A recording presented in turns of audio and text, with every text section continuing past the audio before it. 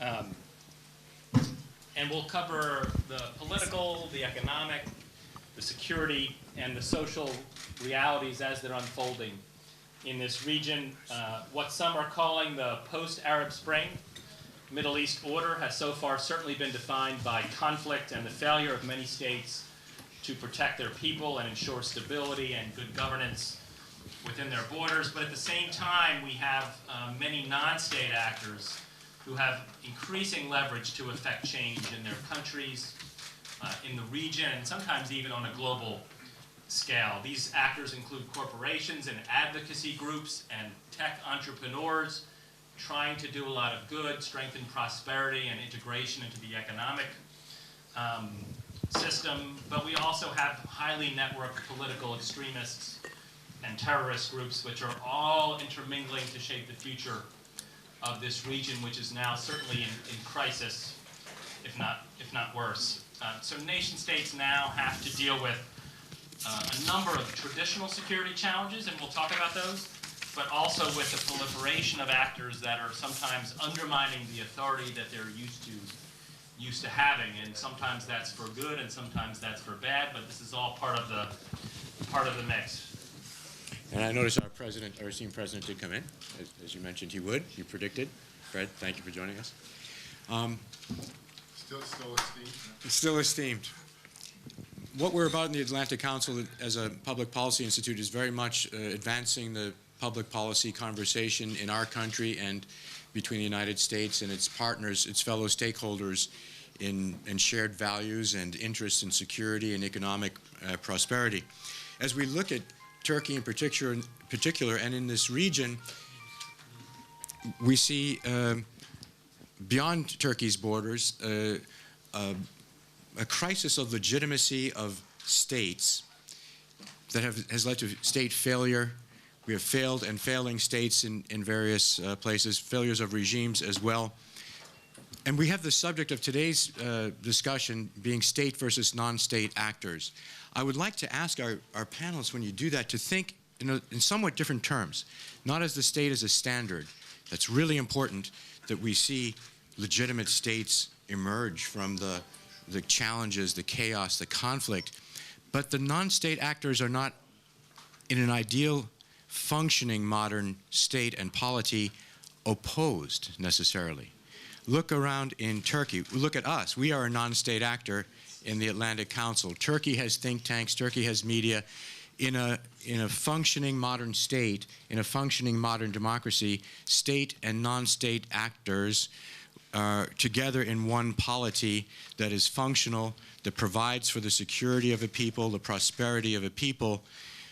In Turkey, for all the stresses and strains of Turkish politics, the noise, there is a functioning polity that includes state and non-state actors. So we have several Turkish experts, others on other regional states, and I would ask that we think not in terms of state versus non-state, but state and non-state actors working together.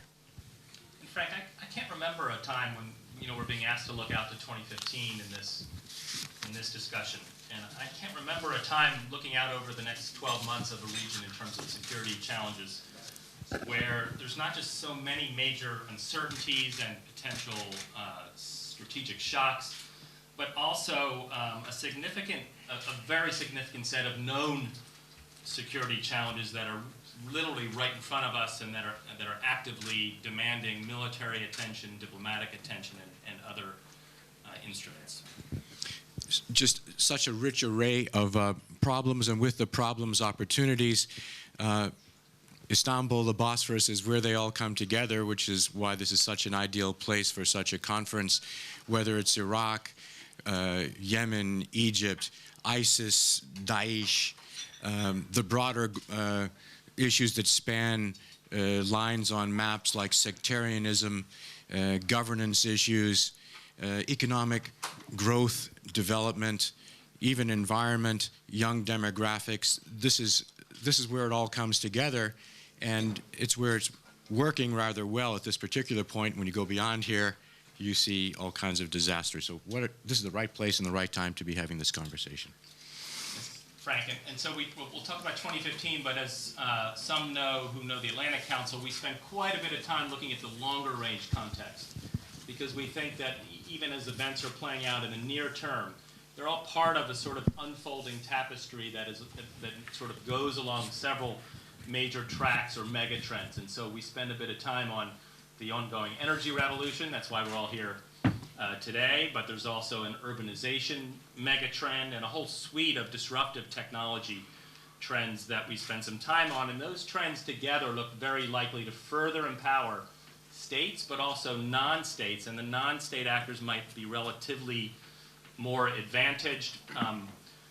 If you take that hypothesis a little further, and I'd like to address that in the discussion, it might suggest that what we've seen so far is Arab Spring Phase 1, which certainly was enabled and empowered by some of the communications technologies, which helped people to connect across borders, across cities, across countries, and helped them to organize, helped some of the grassroots movements, but it also helped some of the darker forces who took control of some of the Arab Spring movements in some countries. So that was Phase 1, and the technologies we're looking at certainly will impact the Middle East as they are impacting other regions. We see biotechnology being very significant. We see a production revolution in 3D printing and 4D printing, and a number of other capabilities that are going to make things even more messy than we've seen before.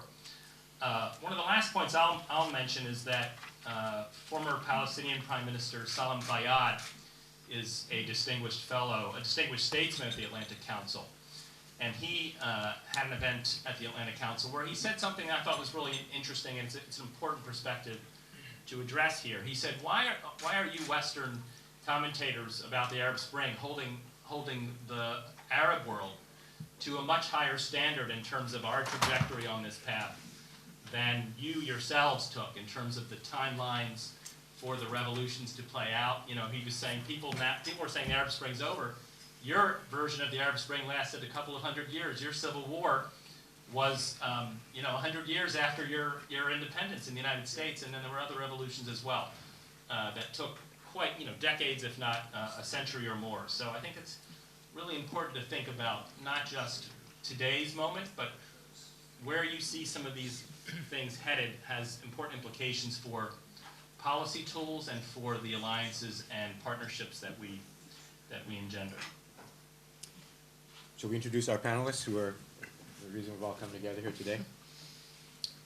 We start with Mustafa Akyol, who is Mustafa Akyol is one of Turkey's, I will say, leading public intellectuals in both languages, in Turkish and in English. He has a substantial body of work as a frequent columnist, opinion columnist, again in Turkish and in English, and most recently one of the most impressive books on one of the real issues of our time that spans this region and into the West, on liberal Islam, on how democracy and governance are more than compatible, but actually can play on traditions that are in Islam itself. Mustafa, we're delighted to have you with us today. Thank you for joining us, and we hope we'll see you in Washington at the Atlantic Council early in the new year. Thank you. So we can... Yeah, why don't we continue introducing the other panelists? Okay. Soner Çağaptay will also speak, also one of the great public intellectuals who we have the privilege of hosting in the United States. He's at the Washington Institute, a sister institution in the world of public policy institutes in Washington. Soner, you and I first met, I think, about 20 years ago. Is it that? Something like that, before I came out to Turkey again in the 90s. And he, too, has one of the most recent and comprehensive books on modern Turkey and its complexities and where it's coming from, and with some suggestions about where it's going. Thank you for joining us today. Pleasure. Should we turn to the two Americans, or will you do those Sure. as well? We have Barbara Slavin, who is a non-resident fellow with the South Asia Center in the Atlantic Council. She's also Washington correspondent for allmonitor.com. She's a career journalist. She previously served as an assistant managing editor for World and National Security of the Washington Times, a senior diplomatic reporter for USA Today, Cairo correspondent for The Economist, a very long and distinguished career and has written books. Barbara, thank you for joining us today for this discussion. And last but far from least is Ambassador Fred Hoff, who is well known to almost anyone in this room. He's a resident senior fellow at the Hariri Center at the Atlantic Council. In March of 2012, President Obama conferred on Fred Hoff the rank of ambassador in connection with his duties as special advisor for transition in Syria. He was a career Army officer. He had numerous postings, and his awards included the Purple Heart, which I think is very important. And he comments widely on Middle East issues, but in particular on Syria. A couple of ground rules before we start. This is on the record, obviously, and please tweet using the hashtag #ACSummit. I've already tweeted, even as we've been discussing what's coming today, what's coming here. And so with that, I think we'll turn to Frank to kick us off. Okay, if I may pose a question, there are so many that we could consider, but for each of the panelists to address, and that is, what do we see as what the outside world can do exogenously to support, assist, encourage, at the very least to do no harm, but to do those positive things if we can, the people inside this region in restoring, generating legitimacy of states and civil society institutions. People in this part of the world tend to blame the West, the United States, whatever it is, for many of the problems, assume that there are great conspiracies to exploit, to undermine, and yet they look to us to pay attention and to do something about the situation here.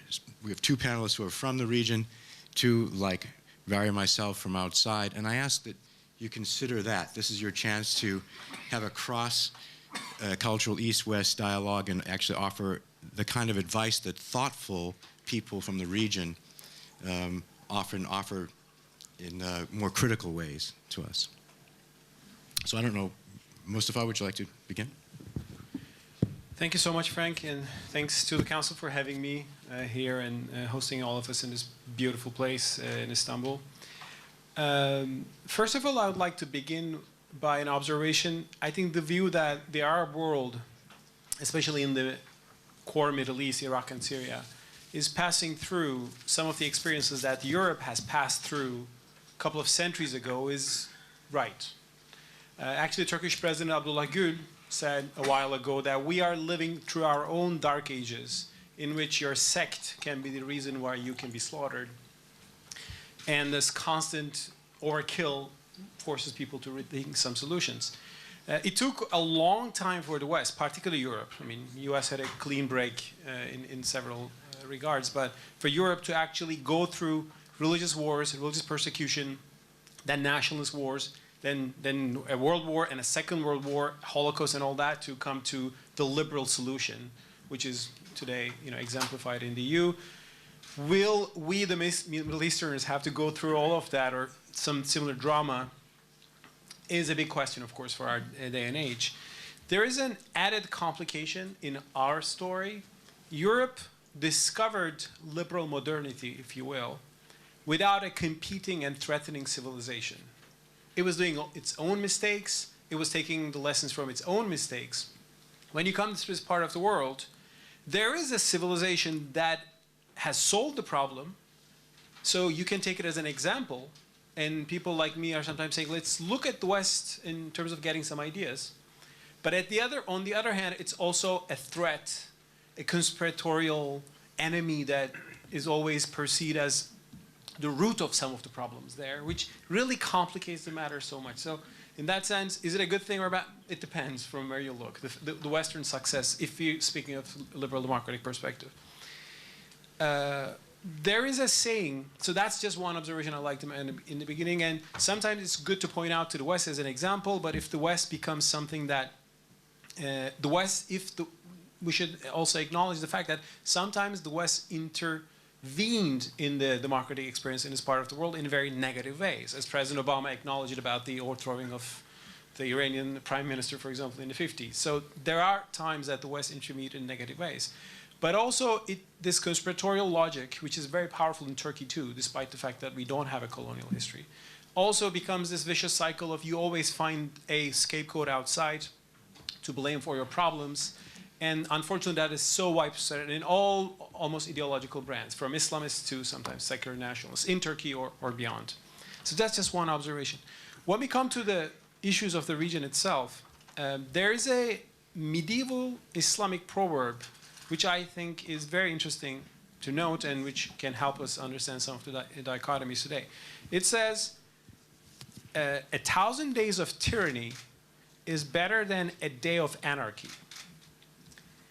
So you prefer tyranny to anarchy.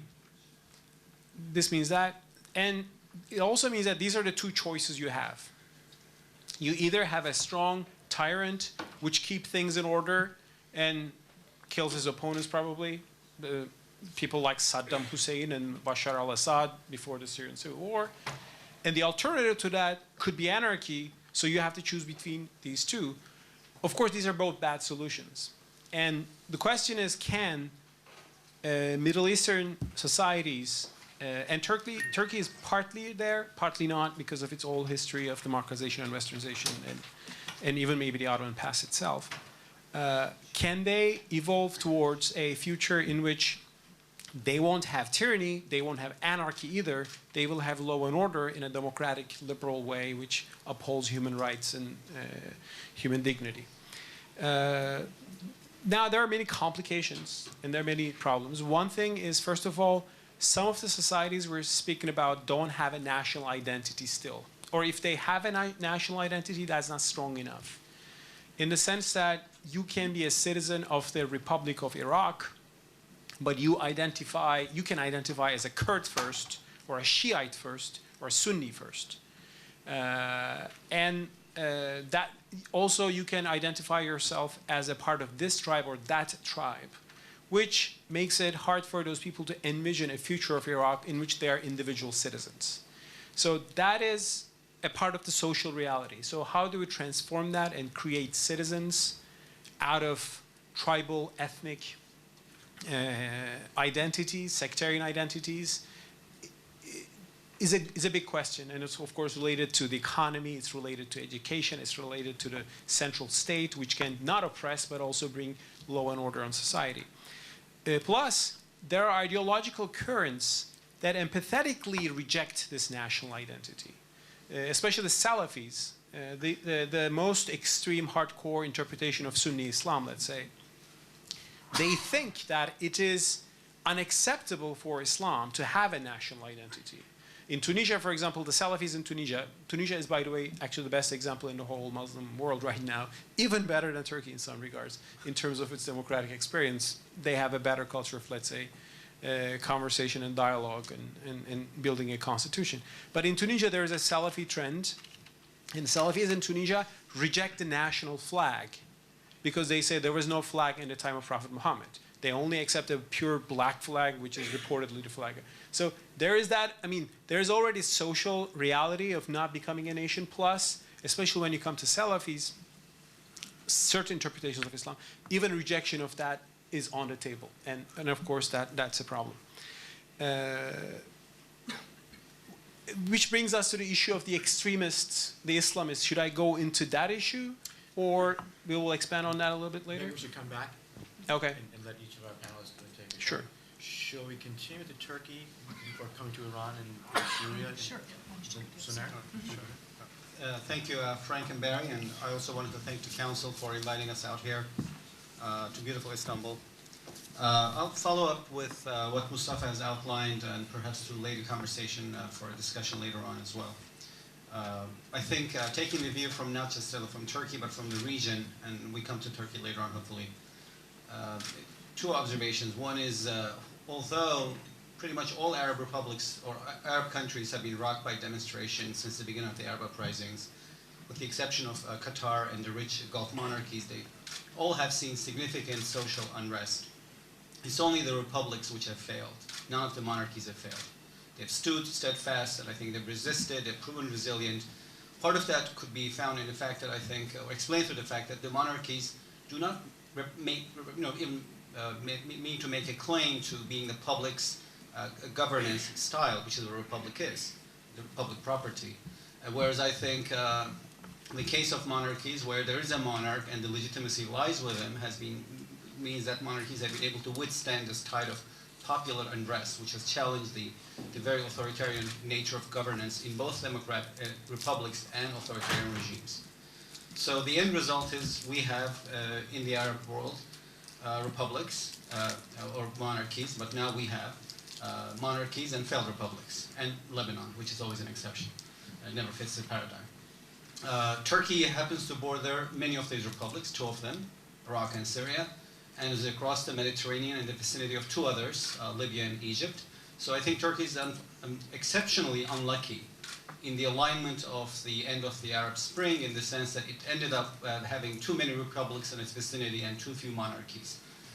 That means incredible amount of instability. That's not Turkey's choosing, obviously, though in the conversation later on in Syria, we can look at, to what extent Turkey played its hand wrong, which I think it did. But it suggests that Turkey not only faces very alienated Eastern Mediterranean strategic environment, right? So Libya and Egypt are both republics which have, faced some of the ugliest episode of Arab Spring and still continue to do, especially in Libya. But also given the state of Turkish ties with Israel and with the Greek Cypriots and with the Syrians, Turkey is entirely alienated and isolated in the Eastern Mediterranean, which is very unique. We haven't seen this in decades. Moving to the Levant, a similar situation where, again, you have pretty negative ties with Iraq and Syria, especially Syria, where I think this sense of alienation and isolation continues. Specifically on Syria, I think I want to make a couple of points. One is that there are so many firsts in Syria when I look around. The list, as Mustafa was speaking, I was thinking about this issue of legitimacy and looking at statecraft in the region. Syria is the first time Turkey, in modern history, that is, Turkey got involved in the internal affairs of a neighboring country to follow a policy of regime change, and that policy has failed. As a result of that failure, I think Turkey now faces this weak state next door, which is crumbling, if it's not a failed state yet. And it also faces the prospects of Al-Qaeda next door. Al-Qaeda-run state, rather. It's not just Al-Qaeda that's the threat. Let me look at that, and then I'll wrap up. I think what we're seeing next door, not just in Syria, but in Iraq, this border, which is it's more than almost 1,200 kilometers, so it's about 850 plus miles long border. Across from the Kurdish areas, Turkey's only neighbor is increasingly becoming just one entity, which is run by ISIS. So it's a very long border of exposure to threats, which does make, in the long term, Turks and Kurds good friends. I think, in the short term, you could look at Turkish-Kurdish ties and you could detect many crises, whether it's relevant to internal Turkish politics or Turkish KRG politics. But in the long term, I think the trajectory is going to be like this. You could see small dips, but the long-term trajectory of Turkish-Kurdish relationship is, I think, only up because of the security element of the relationship, which is going to drive them together, the economic component, and the political components, which are already there. The security element has been added with the emergence of ISIS, so it's now as a relationship that's on a tripod of security, economic, and political components. But beyond the Kurdish areas, I think Turkey is a real threat in the sense of Islamic State. Oftentimes it's said that ISIS is not Al-Qaeda, although it shares Al-Qaeda's ideology, which I think is true. Al-Qaeda was an organization. It did not claim to run a state, build a state, or represent a state. It was mercurial, because it's a terrorist organization. It could appear and disappear. If you went after it, it kind of went into quicksand and reappeared in the Maghreb. And if you went after it in the Maghreb, it went and appeared in Yemen, or its leadership at least. That's very different than the ISIS threat we have. ISIS claims to represent and build a state. So it's Al-Qaeda ideology, but it actually wants to set up a state. So that's a very unique security challenge for Turkey. Because you have next door not just the ideology of Al-Qaeda, but a group that actually wants to set up an state structure and has declared a caliphate to support that. And the reason why I think that's a unique threat is also because of the fact that it's a 3-layered or institution, ISIS that is. The first layer is, it's wherever you see Al-Qaeda presence, the number of foreign fighters. And in this case, this number of foreign fighters is larger than would have been in some other theaters where we see Al-Qaeda. And I think that has a lot to do with the proximity of Syria to the areas of recruitment, whether it's Europe or Arab countries. Syria is right next door to many of these areas. It's much easier to get into Syria for people in Europe or Arab countries than it was in Afghanistan. So therefore, I think it has become a bigger magnet for foreign fighters. That's level one of the threat, and these are the people who commit the most atrocious crimes, and we've seen what they're doing, and unfortunately they continue. But what makes the group ISIS entity even more threatening, I think, is its two other layers. And number two layer, the officialdom of the former Ba'ath party of the Iraqi government. A lot of whose bureaucrats have morphed into ISIS collaborators. Obviously, they're not Islamists, they're not jihadists, but they are Ba'ath nationalists and the enemy of, meaning they're making alliances with ISIS to a tactical gain of undermining US and its allies in the region. And I think what they bring to ISIS is an incredible amount of statecraft. These are the people who make sure that this army can function both in conventional and unconventional ways, because they do bring know-how from their military background. They're also the people who make sure that, water runs if it's running in Mosul and taxes are collected. In other words, state services are provided because they're bringing the know-how of the Iraqi state, which did not exist in the case of former Al-Qaeda presences elsewhere in the world.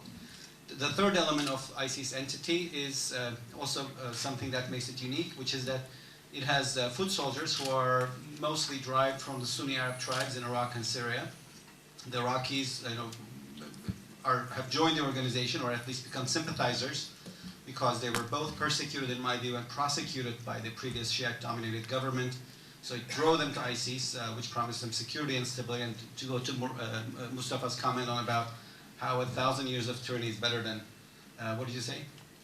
One day better. Exactly. They're escaping from it. And then you're also having, I think, the radicalization of Syrian war, which has pushed some of these Sunni tribals in Syria into the ranks of the ISIS entity. So it leaves Turkey with the following scenario. Isolated among the Arabs as a result of this unique alignment of the Arab Spring, because it borders all these failed republics or weak republics, as we are discussed. It's the republics that are suffering most from the Arab Spring, and Turkey happens to border all of them. Flanked by an Al-Qaeda entity which is building a state, which does have the ability to hurt Turkey and other countries in the region and other US allies because of its very unique composition. And with the potential of building a good ties with the region's Kurds. And finally, of course, left with many firsts in its neighborhood, meaning a first policy of regime change in a neighboring country which has failed, which has also left Turkey with a first that it's exposed to this significant amount of instability coming from two of its neighboring countries. It's the first in Turkish history, modern history, that Turkey faces two neighboring countries, both of which are potentially failed states. I think that's a lot of food for us to digest, but I'll stop here. Thanks. Great. Thank you very much. Very rich issues that you put out there that I really want to dig into. Let me expand the conversation here to Fred Hoff. We talked about Syria. Could it be an Al-Qaeda-run state? Will Syria ever return, do you think, to a normal notion of statehood, or is this the new normal for decades to come? Fred, what are your thoughts?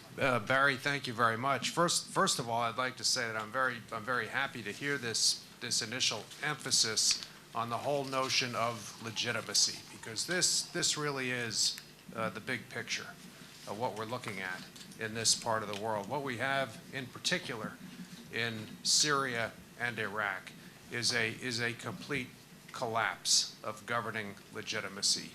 You have a vacuum into which this organization, ISIS, Islamic State, has moved in.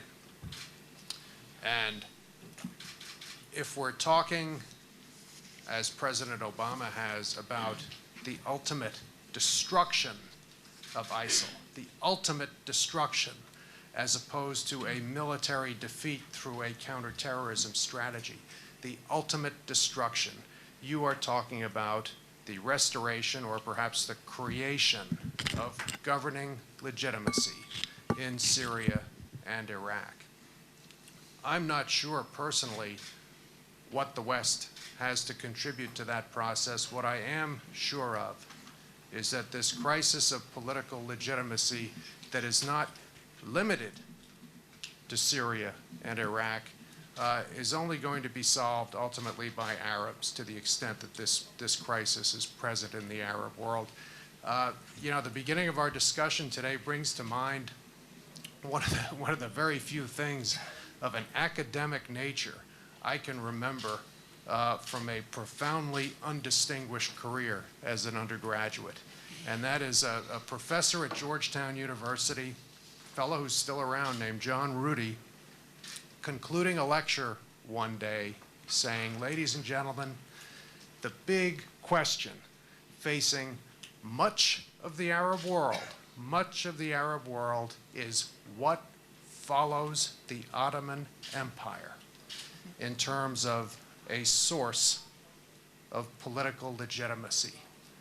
Political legitimacy that resided in the person of the Sultan Caliph for over 400 years. What is it that would bind Syrians, for example, together in a strong consensus, not about a particular politician, a particular political leader, but the rules of the political game? This is the essence of legitimacy. Prime ministers come and go. Some of them are good, some of them are bad, but it is agreement, virtual unanimous agreement on the rules of the political game. This is the essence of legitimacy. You know, building this kind of legitimacy in countries like Syria and Iraq is probably going to be a generational undertaking, given what's happened over the last few years, because you've got countries that have a variety of ethnic and sectarian elements to the mosaic. I don't know of anything beyond citizenship and some sense of the consent of the governed in the overall system. I suspect that this is what ultimately replaces the Ottoman Empire in many of these Arab states if it's going to turn out well. I think Professor Rudy would probably agree with me, but getting there is tough. And I think when we saw the first blast of the Arab Spring, when we saw young people in Tunis and Egypt and elsewhere coming out, I think this was essentially their message. This is the answer. This is the basis of political legitimacy. It is consent of the governed. And if you look where we are now on questions of this nature in Syria and Iraq, you can at least get a sense of the length of the journey ahead of us. Thanks, Fred. Let me ask you one follow-up question, and then certainly other panelists feel free to jump in, and then I'll turn to Barbara. But in terms of a follow-up, Fred, I mean, I agree that if consent of the governed is the, you know, as the military would say, the center of gravity, if that is the key to unlocking any sustainable solution, why have we not seen any headlines about an effort, even in Syria, to move in that direction? Why are we not seeing any sense of movement on addressing that very problem? We're seeing tactical military activities that are tactically effective, but I'm not seeing much activity at all that gets at this critical issue that, as you rightly pointed out, is essential for even the president's specific objective of destroying ISIS. I suspect, Barry, it's because where we are right now, the gates of hell have literally been thrown open. In Syria, from the beginning, the Assad regime has pursued a profoundly sectarian strategy in terms of its own survival strategy. And even on the opposition side, what it's provoked, in many cases, is a very strong sectarian response.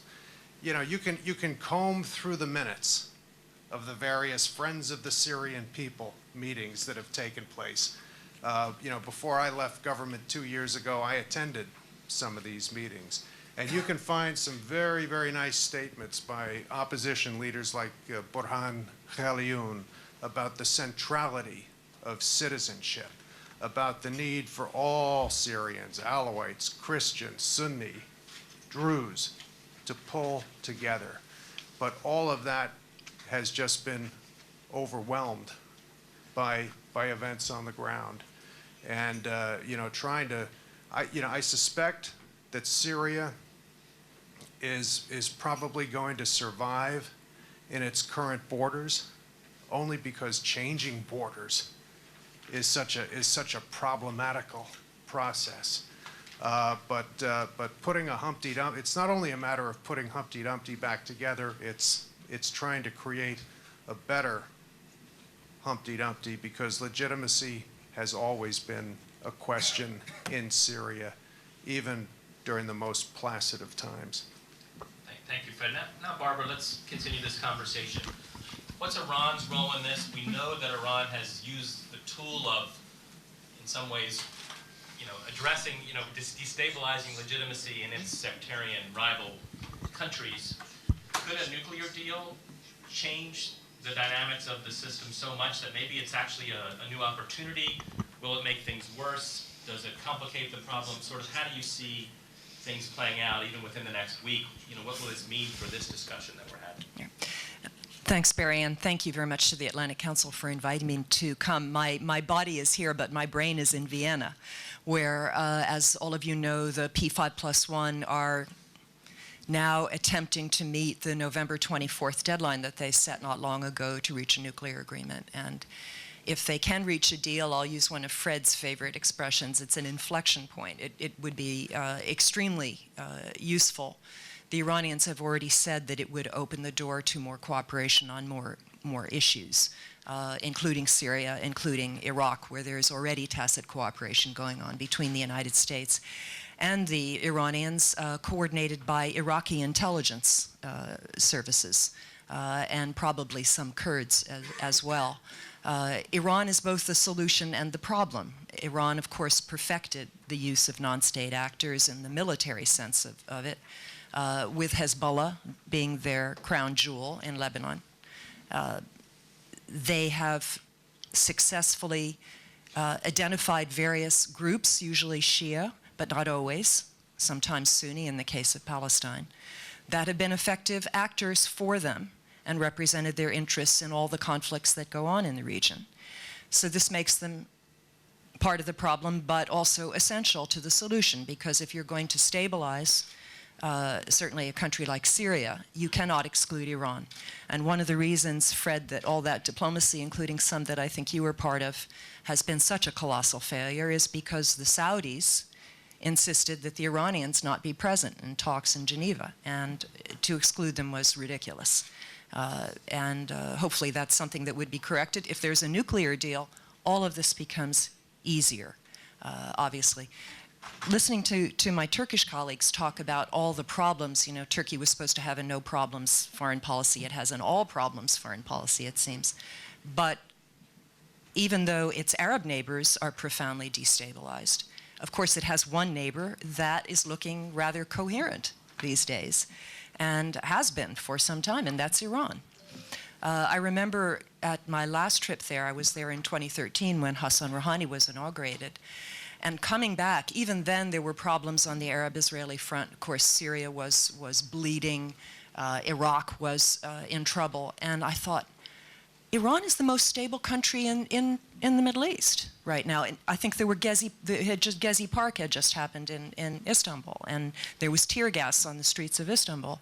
And Iran was looking coherent and relatively happy with itself, because they just had an election, admittedly one with very limited choice, but one in which the least bad person won. And Iranians were patting themselves on the back over that. So Iran is a country of enormous potential in terms of stabilizing the region. 80 million people, well-educated, fairly emancipated women. Just last week, there were huge crowds out on the street. There was a very popular young pop star who died tragically of cancer at age 30. And there were hundreds of thousands of people out on the streets of Tehran and in other cities. Now, Iranian young people always like a good excuse for a party and a good excuse to come out on the street and show their emotions. And this was one such excuse. I can tell you that on Sunday night, all Iranians will be up probably all night long watching television, going on the internet, checking Facebook and Twitter if they can get to it, to find out whether there's a nuclear deal. And one of the reasons why I'm encouraged that there still might be a deal, if not exactly on November 24th, then not soon after, if they agree to continue negotiating a little bit, is because this Iranian regime, for all its illegitimacy, is still accountable to popular sentiment, and popular sentiment in that country is overwhelmingly in favor of a nuclear agreement that gets the sanctions lifted, that gets Iran out of the pariah status that it's been in for the last few years, and that lets Iran play the role that most Iranians would tell you it's entitled to play in the affairs of the region because of its ancient history, its culture, and its cohesiveness as a nation. So maybe I'll stop there. Quickly follow up on Iran. Barbara's comments. I share your optimism. I'll start with that, and then, but also I think don't fully share it, so I'll end with that. Look, I think my sense of optimism about Iran's future is that I think Iran is going to be okay in the long term, very long term, because it has tried the utopia which has failed. And none of the other Muslim majority countries in the region have really tried utopia, Islamism, in the way Iranians have. So what's a utopia? It basically says, destroy the old order, it's all corrupt, set up a new order, it will make the world just. That's what utopia suggests. That's what communism did, that communism and Islamism are the same. But I think once you put the utopia in place, people realize that, you know what, trains are still running late and bread is still expensive, so utopia is not fixing life. And Islamism in Iran has been hollowed out. There is corruption, there is probably more sins committed in Iran today than in the days before the days of the mullahs. And because it has tried Islamism, I think in the long term we'll be fine because people are sick and tired of it. But I think where I can't really share your optimism about Iran being a kind of a place of sense of normalcy is Iran did have its own version of the pre-Arab Spring, the Green Movement. Remember, massive revolutionary movement or public unrest. It was, people was cracked down, and I think the reason why it really fizzled away, it has a lot to do with the Arab Spring. I think the brutality of the later episodes of the Arab Spring, once it's kind of spun out of control in Syria and Yemen and Libya, these three countries are all, experiencing various levels of civil war and state collapse. It discouraged most of these movements in other countries to go away, and I think one of the reasons the Iranians probably pulled back from this idea of challenging the government through popular unrest is they saw the ugliness that could come out as a result of state collapse or challenging the state. And earlier I made this kind of a broad sweeping analysis of the Arab world as it looks in the aftermath of the uprisings to say that we only have monarchies, failed republics, and Lebanon. I should also add we have monarchies, failed republics, Lebanon, and Algeria. Algeria is a republic. It did not collapse. The reason it did not is because Algerians have had their share of ugly wars, many civil wars for decades, just could sense that going further down the road of Arab Spring, as the Iranians did, I think, would bring them destruction, so they pulled away from it. So I think Iran in the long term has seen or learned the lessons of trying to impose utopia, which doesn't work, but I think there's still a huge amount of public unrest with the regime. It's not that people are happy and they're kind of quiet to go along with it. Well, I agree with Soner in the sense that Iran's model or influence, whatever, will be limited to for several reasons. First of all, Iran is Shia, and let's accept that that's in a sectarian world like the Middle East. It's very hard for Sunnis to see Iran as an appealing example. And that's why Iran always has Shia or Shiite light satellites out there that supports, like Hezbollah or the Assad regime, or now the Baghdad, the Shiite-dominated government of Baghdad. But maybe that's a fact of life, but it also implies that there was a time that when the Iranian Revolution first happened, it inspired even some Sunnis. But I think that era has passed. As for Turkey's place, I agree with Soner that, I mean, Turkey is in a difficult situation. Prime Minister Davutoglu said a while ago, he said, we don't want to see Assad, ISIS, or PKK beyond our borders. Well, these are the three options. Of course, we would love to have Norway and Sweden, but this is the reality beyond you. And how Turkey will deal with these and with these both failing republics is one thing. Plus, Turkey is sitting on a chunk of the largest stateless people on earth, which are the Kurds. We haven't spoken about the Kurdish issue that much, but that's one of the actually factors that will shape the dynamics in the region, particularly Iraq, Syria, and Turkey. And Turkey's now actually trying a very important experiment of making peace with its own Kurdish separatists, the peace effort with the PKK, which is very much tied to, and which is very fragile because of what is happening in Syria regarding the fight between Syrian Kurds there. And so Turkey is in the middle of all this, in the sense. So the government deserves some criticism for moving away from zero problems, but just things unfolded in the region in a way that Turkey did not foresee. And their bad intentions, when matched with too much assumption about Turkey's power and influence, I think, created some unforeseen results. Just a couple of words, if I may, about Iran. You know, Barbara and I agree on something that I think is very important, and that is the absolute desirability of P5+1 and Iranian negotiators coming to an agreement sooner rather than later on a solid agreement that keeps Iran a long distance away from executing a breakout option toward a bomb. We agree on that. Barbara and I work in separate track 2 circles, speaking with former senior Iranian officials. In my particular circle, there's a strong content of people who have had close relationships over the years with the Revolutionary Guards. And their view about the bridge that might be built between a nuclear agreement and other kinds of understandings between the United States and Iran, their view is not very sanguine. In fact, it's reasonably definite. What they are saying is, look, a nuclear agreement is arguably in both of our interests. We see it as a one-time, straightforward transaction. Quite aside from that, we Iranians have interests in the region that differ from your interests. We see, for example, Bashar al-Assad and Bashar al-Assad personally as being absolutely essential to our ability to maintain the military capabilities of Hezbollah in Lebanon. These have been very, we've had 5 discussions now going back over a year.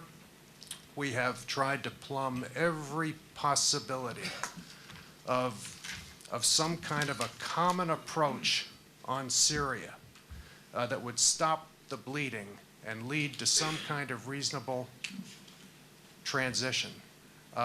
What I have to say is that I'm not seeing from the Iranian side any interest in that. Their view is that Bashar al-Assad and Bashar al-Assad personally is essential. The most they've said beyond that is, look, you know, if there is a nuclear agreement, and if it's one that the Israelis buy into very explicitly, so that we think that there is no longer a military threat from Israel, then and only then will we consider reevaluating the nature of our investment in Syria. And that's been about it. Barbara, I don't know if you want to respond to that. And this is also a time that why don't we open this up, so as Barbara, after Barbara responds, please let Frank or I know if you want to intervene, and we'll put your name on a list and we'll broaden the conversation. Okay. Yeah, just briefly, first to Soner, I didn't say that Iranians are in love with their government, far from it, which is why they so much want this nuclear agreement, and they have a feeling that this will improve their situation and perhaps open some other prospects. Fred, in terms of Assad, I mean, obviously my track 2 people are not your track 2 people, and mine are more on the pro-Western side of the fence and more on the diplomatic side of the fence. Their argument has always been to me, tell us who the alternative to Bashar is, and we'll tell you whether that might be acceptable. And of course, the picture has changed with the rise of the Islamic State and with its acquisition of territory. The Iranians now see that Bashar is more essential than he was before, because it is the only central government, and that's what Rouhani, President Rouhani, always talks about. He says, we will support the central government of Iraq, we will support the central government of Syria against these non-state actors, which they don't like. So I think it's going to be obviously much more difficult to remove Bashar now or to get their cooperation on that.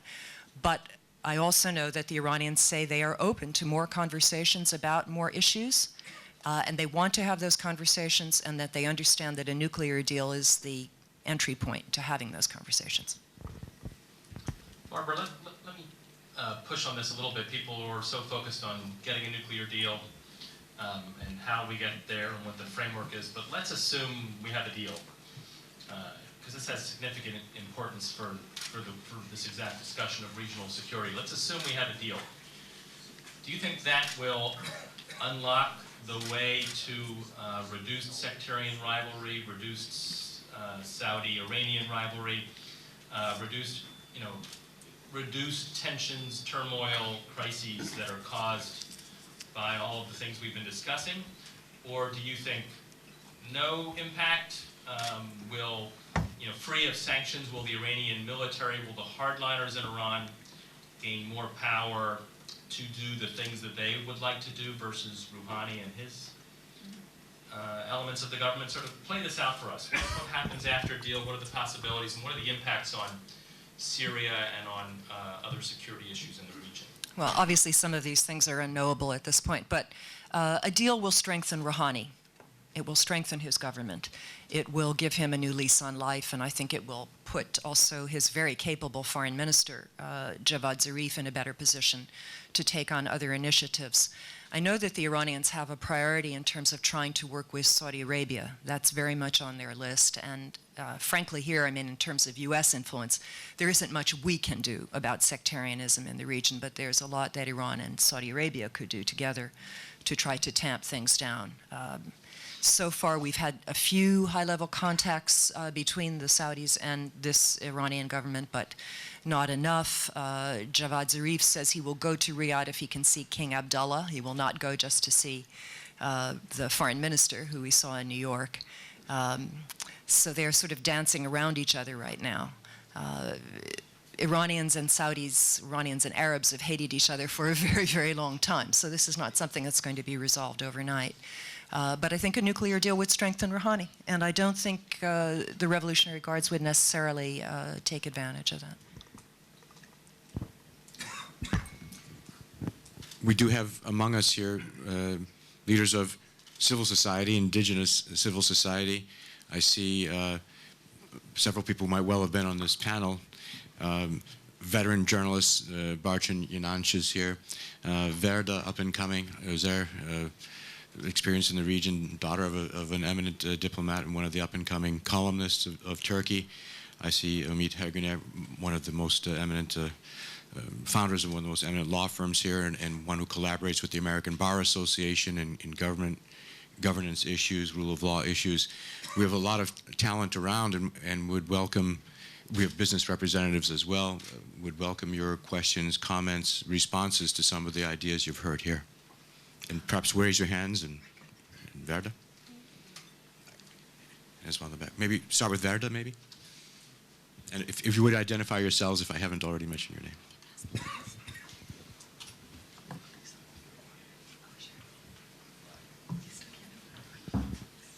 Thank you.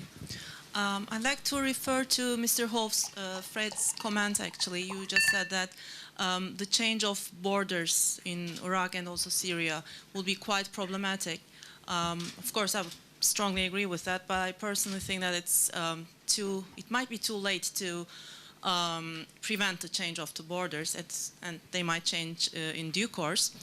Taking that into account, you also said that citizenship is the basis of the legitimacy, and that your main argument is that the sectarian identity should be replaced by the national identity. Do you think that we need maybe to redefine legitimacy and try to adjust it to the facts on the ground?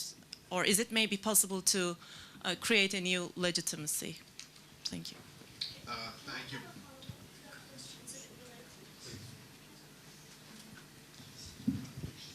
Yes, actually, I'd like to move on from there as well. Barçı İnanç from Hürriyet Daily News.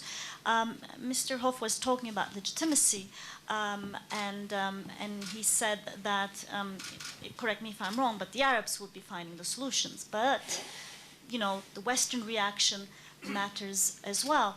And when we look to the region, sometimes we see that legitimacy stems from Islam as well.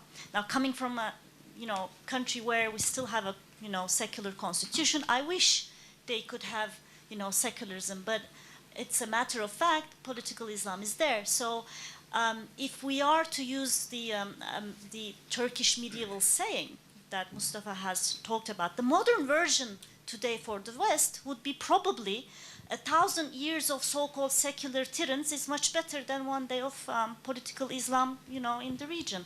So do we have to perhaps, perhaps the West would have to adjust its outlook towards political Islam?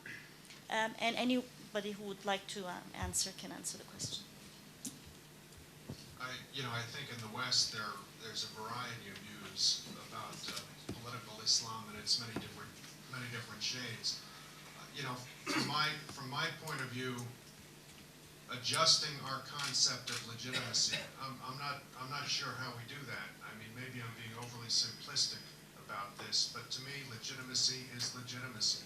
It is the sense that all of the inhabitants of a given country, let us say all of the citizens, agree on the political rules of the game. Right? That is legitimacy, and what I am suggesting is that the basis of legitimacy, and I suspect this is a universal value, really. It is the consent of the governed. That consent will be organized and measured in countless different ways across the globe. But if you have a citizenry that's made up of people of different sectarian or ethnic compositions, it seems to me, again, by definition, the only way you can get to a common denominator that produces the requisite virtually unanimity about the rules of the game is through citizenship. That's the only way you can take a step up above other forms of identification, which could be ethnic, sectarian, could be gender. In some places it is gender. But consent of the governed as the basis of legitimacy. And Berta, on the question of borders, we can obviously draw a distinction between the de facto situation right now, where there is, first of all, no real border between Iraq and Syria, although I might say that again, even in the best of days, except for 4 or 5 official crossings, there was no border from the point of view of people who moved back and forth routinely. And I think we may be facing a situation, and this will be the worst of all worlds, I think, for the West, for the United States in particular, if we get to a situation where inside Syria, the only 2 significant actors left standing are the Assad regime and the Islamic State, you know, then you've got a very unstable de facto partition of the country that can go on for quite some time. But if you're talking about, you know, revisiting the post-World War I sausage making of creating boundaries in the area, I think that's very hard to do, and I suspect that kind of formality is not going to take place. Well, just to add on that, many thanks for the questions, and legitimacy is key. And let's just remember Sonar's observation that Arab Spring happened and failed in republics, whereas the monarchies were left untouched. Why? Monarchies had some form of traditional legitimacy in the eyes of their citizens, in the sense that it's traditional, the king is coming from the prophet's bloodline or something, and which implies to us that if there will be consent of the governed in this part of the world, it has to appeal to the values of the governed, which include tradition, religion, and so on and so forth. Therefore, I am too not optimistic about secularist paradigms in the sense of excluding religion. We just should need a more democratic, pluralistic understandings of Islam and traditional values, which will help nurture those cultures. Let's not forget that in the West, democracy also evolved thanks to reinterpretation of Christianity by more liberal-leaning Christian thinkers, not at the expense of Christianity necessarily. And therefore, I think hardcore secularist paradigms is a part of the problem, because when they push religion out, religion comes back with a vengeance, as is the case with Iran. Even in Turkey, the little bit vengeful attitudes of our Islamists today is partly rooted in the fact that they were too much pushed out. Therefore, I'm interested in maybe examples like Tunisia, in which Tunisian Islamists, by moderation and reinterpretation of the tradition, are actually trying to nurture an understanding of Islam that is compatible with what we call democracy. Exactly what I was going to do. I was going to look at Tunisia, so thank you, Mustafa. And actually, I was going to also look at Barchin's question. Look, I think with all the bad news we've looked at, failed states, massacres, and instability, Tunisia is a shining example of what has so far been a positive progress, right? There's no significant amount of political violence. We have actually seen a regime collapse, but not state collapse, which is also unique. In most of these republics, when the regime collapsed, the states also collapse with them, because the state is so identified with the regime or with the personal nature of the dictator's rule, as was the case in Libya, where I think Gaddafi had exemplified in his personality the most personalized Arab dictatorship. So his ouster did not just mean the end of Gaddafi regime, but also the Libyan state, which he had hallowed and just filled with himself and nothing else. So in this regard, I think Egypt, perhaps one could argue, came to the brink of regime change that could have resulted in state collapse. It walked back away from it. One could argue that Yemen and Syria are suffering from these simultaneous collapses, but Tunisia has not had that problem. It had regime change, kind of like Eastern Europe. To me, it looks like Poland or Czech Republic. The former regime ended, but the state did not disappear. It did not evolve to full anarchy, and the new regime came in. And now you're also seeing the elements of the former regime get incorporated into the new regime. They helped the secularists score a victory. Part of the reason why I think Tunisia has worked is because it has strong institutions of the previous regime, women's groups, labor unions, who have helped participate in the elections and also bring the secularists a victory. But there are other reasons why I think Tunisia has worked, in the sense that a regime change has not resulted in state collapse. And part of it is, I think, what happened in Egypt, June 23rd. I think in the Arab Spring, a lot of these countries' decisions or popular decisions have been shaped by what's happening elsewhere. People are kind of looking at other next door and saying, oh, this is where they're going. Do we really want to go there? So part of the reason why I think Algerians kind of really did not pursue popular protests was because they could see that their country could descend into chaos, the likes of which they had only seen recently in Algeria in the 90s. And I think Tunisians took the opposite lesson from Egypt, June 23rd, where I think Ennahda, the Tunisian Islamist party, which was in power, realized that if they did not compromise with the seculars, they could possibly face, public unrest, then which could precipitate an ouster of their government, similar to what happened to Morsi. So I think in this case, the Tunisian Islamists did take a lesson from the developments in Egypt. But I do think, and here I will disagree with Mustafa slightly and agree more with Barjan, I think there's also a structural reason why Tunisia has worked. The two reasons I gave you so far have to do with timing of events, right? June 23rd in Egypt, so the Tunisian Islamists decide they have to compromise. Democracy is not win-lose, it's win-win. And as well as the way the elites, I think, orchestrated regime transfer in Tunisia so that it did not result in state collapse. These are to do with the timing. But I think there's also a structural reason. Tunisia is the only Arab country that has experienced these tumultuous periods, which also has a constitutional mandated secularism. None of these other Arab countries have had that tradition. I think perhaps because of the presence of that tradition, the Tunisian Islamists were, for example, conciliatory in the way they approached the constitution-making process. Of course, they inserted in the Article 1 of the Tunisian constitution that Tunisian Islamic State, but then it also says that Tunisia is a place where people have freedom of conscience, which does really separate religion and government when you leave it to the interpretation of the judges. So I think, yes, there's this tradition which goes back to the years of Tunisia's previous regimes, the idea that this is the only Arab republic which also had constitutionally mandated secularism is probably not an accident, together with the other factors that has helped it work. Final point, also about the time, the process, not about the structures, explaining why I think Tunisia has been a hopeful example. They made the constitution first and then had elections, which is the opposite of what the Egyptians did. In Egypt, they had elections and the winners tried to write the constitution. It doesn't work like that. And the Muslim Brotherhood decided to have all their way and nobody else's way. And I think the Tunisians were smart. Ben Ali regime collapsed. All the parties sat down, wrote the constitution, which was consensus. Then they had elections so that the winner could not decide the name of the game by themselves. Thanks very much. We have, I have at least two more questions. One there. Go ahead, sir. If you could identify yourself. Roy Gutman of McClatchy newspapers.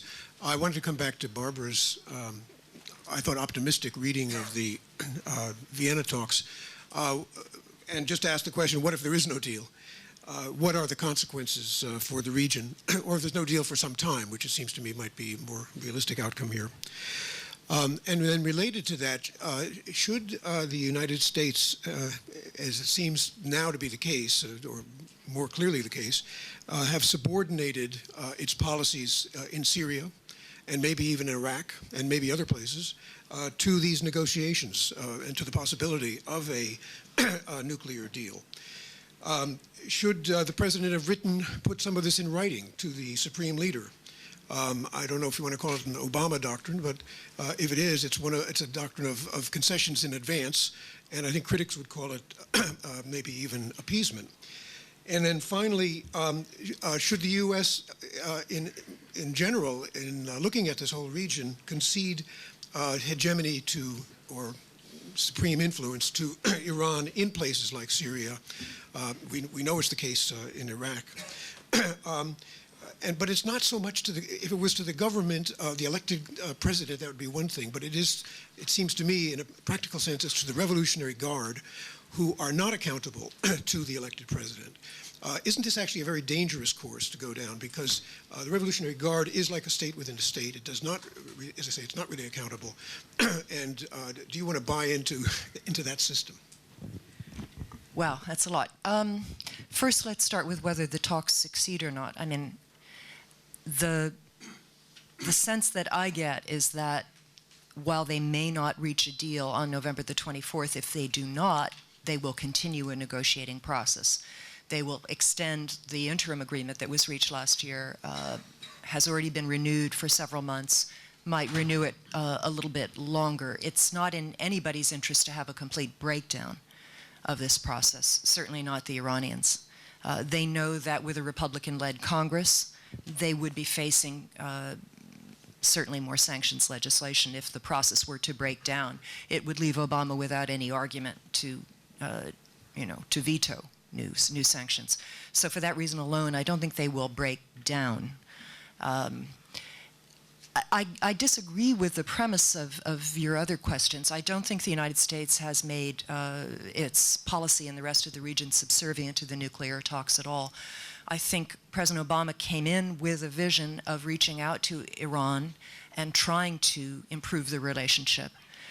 he decided to eliminate the preconditions that President Bush had put on talks with Iran on the nuclear issue. As you may recall, President Bush insisted that Iran suspend its uranium enrichment program as the price to simply enter talks, and that was the policy that Bush maintained for a very, very long time. Only at the very end of his administration did he allow Bill Burns to actually sit in the same room with the Europeans and the Russians and the Chinese and the Iranians at that point.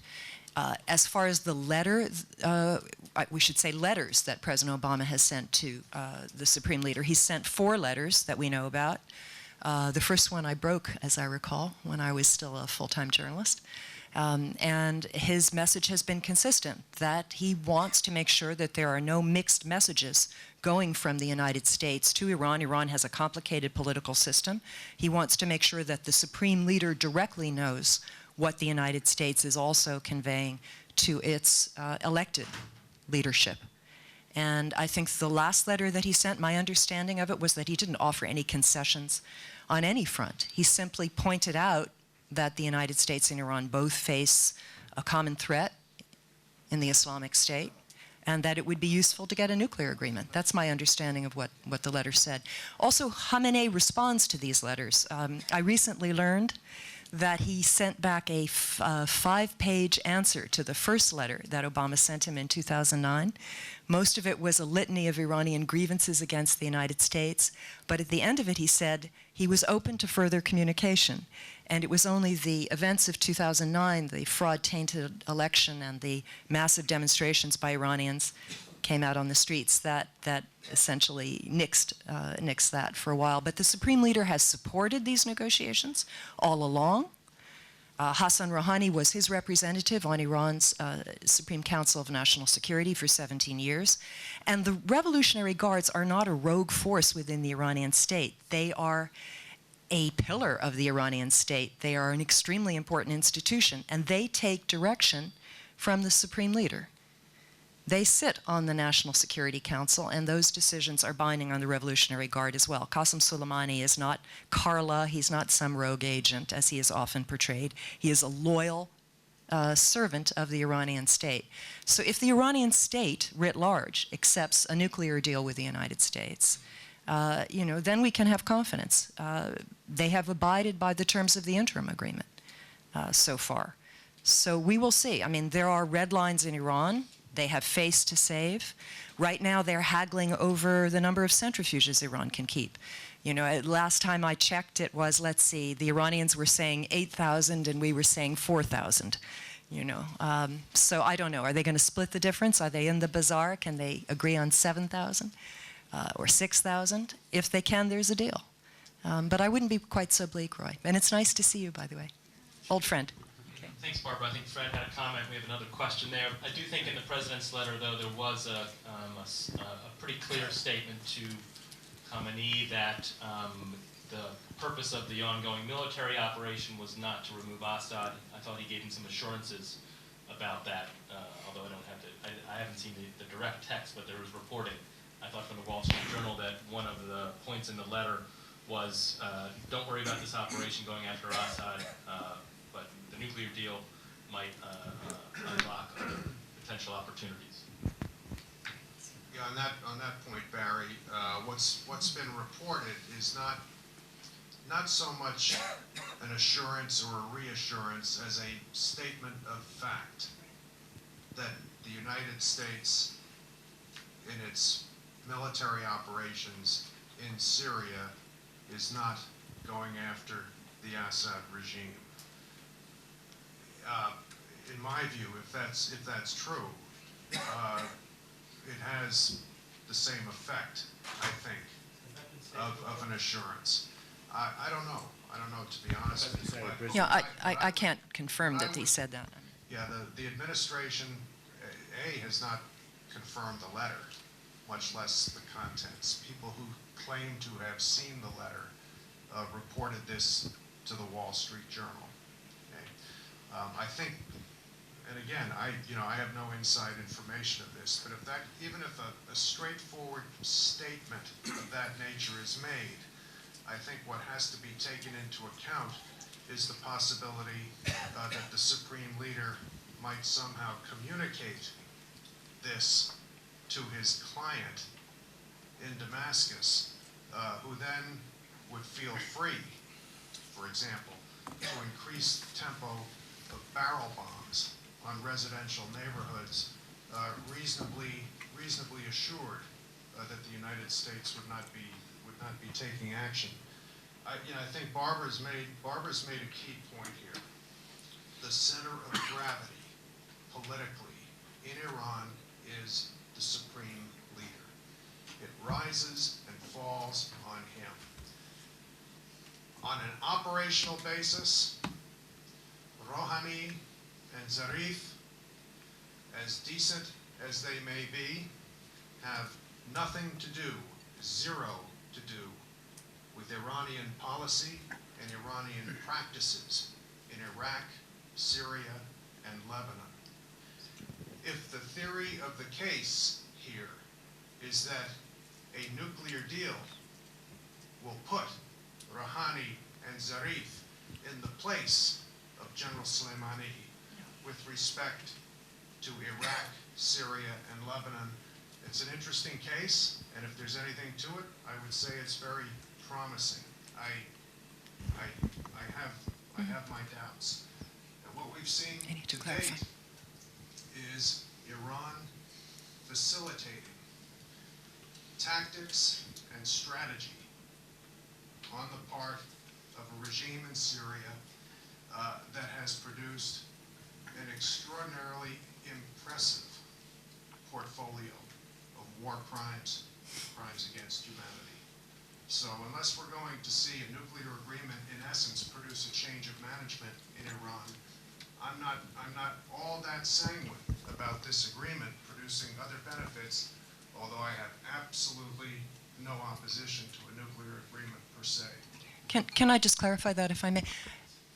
When I say a nuclear agreement would strengthen Rouhani, it would strengthen him within the system. It would enhance his popularity within the system. I'm not saying that he's going to cede control over Iran's strategic policies in the region, which are of long standing, that he's going to somehow take over from Qasem Soleimani. I would argue Rouhani fully supports those policies, by the way, as does everyone within the Iranian establishment. Let's remember the original sin here, which was the invasion of Iraq. We handed Iraq to the Iranians in 2003 and directly contributed to the growth of ISIS and these other groups, and I don't think we can ever forget that.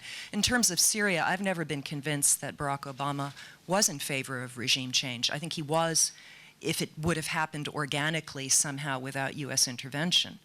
But he's shown, certainly with the agreement that he made on the chemical weapons, very clearly that he would rather have some sort of coherent Syrian state in place than act to remove Bashar al-Assad.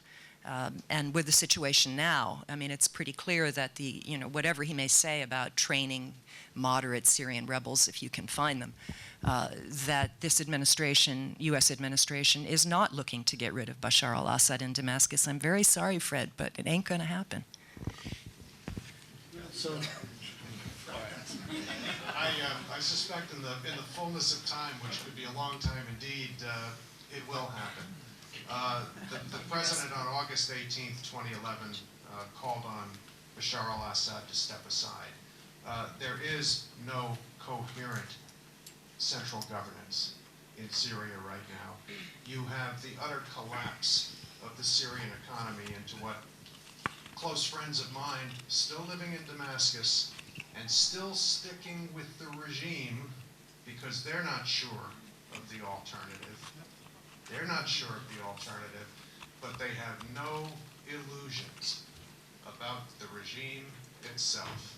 Syria has collapsed into a gangster shabiha economy in Assad areas. You know, whether or not the President of the United States is willing to take the steps to implement what he stated in August 2011, that's one question. Would the President of the United States like to see Bashar al-Assad and his clan gone? Absolutely.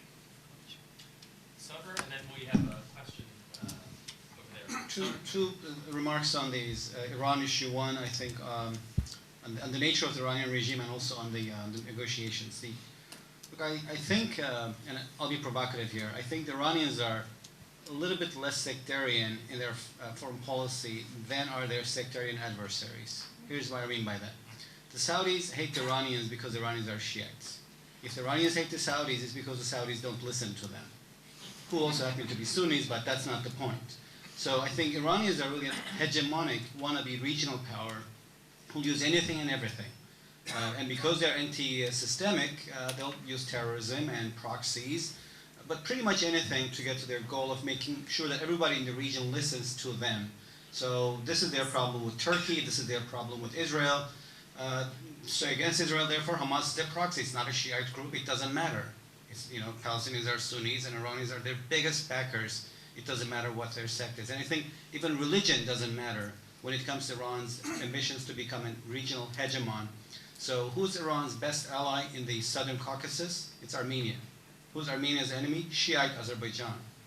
If this was really guided by religion, of course the Iranians would be with the Azeris, who are their only other majority, Shiite majority state in the region before Iraq was liberated. They should have built a relationship. They did the opposite. They actually are biggest adversaries of this country. They have supported Armenia, including with weapons transfers and what have you.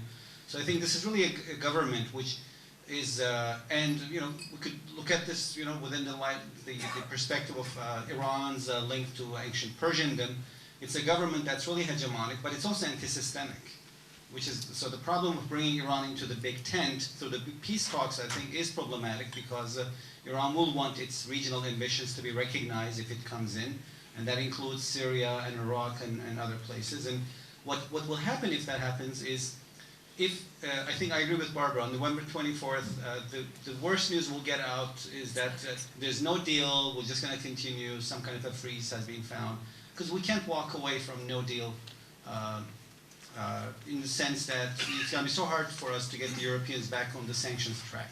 They've already relaxed on the sanctions, they're not going to go back to it, so I think the best we can do right now is to stay with the process, hoping that we get to somewhere. If we do get to a negotiated, or signed agreement with the Iranians and we move forward, what does that mean for the region?